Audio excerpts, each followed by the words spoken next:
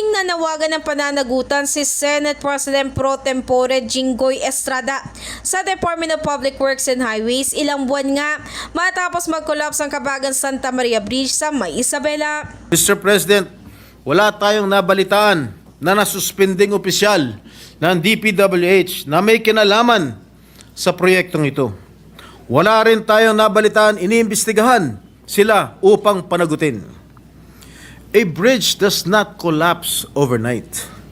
Anumang maliit na bitak ay lumalala, lalo na kapag ito ay binabaliwala. Naniniwala naman ang senador na posibleng ang mga ito ang di umani pinatutungkulan ng Pangulo sa kanyang zona hinggil sa korupsyon.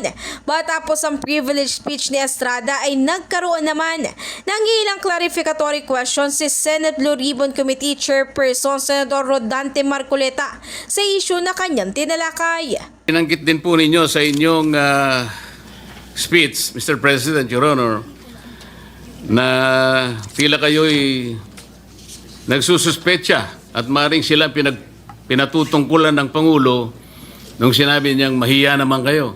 Ano po ang pinagbabatayan niyo rito? Malamang itong sinasabi ng ating Pangulo na pinatutungkulan ng ating Pangulo na mahiya naman kayo. Palagay ko ito po yung mga opisyalis ng DPWH na kasangkot o kasabwat sa pagpapatayo nitong collapsed bridge nito sa Isabela. Siguro po ang mas tamang isipin natin, ilan lang siguro sila sa pinatamaan ng Pangulo.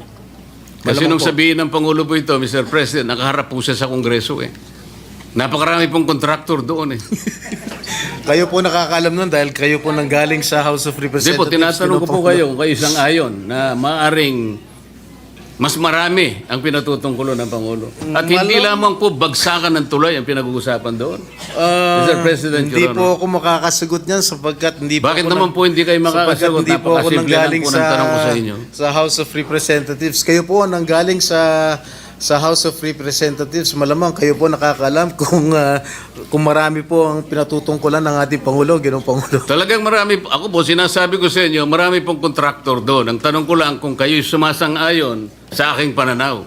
Ay yes, sumasang-ayon po ako sa inyong pananaw. Ayun. Kung kayo po ay naniniwala, maniniwala rin po ako. Samantalang 3 beses na paggastos ng gobyerno rito kabilang na nga ang retrofitting sa tulay ay isa raw malinaw na pagpapakita na tila 3 beses din na nasampal ang mga Pilipino ayon kay Marcoleta.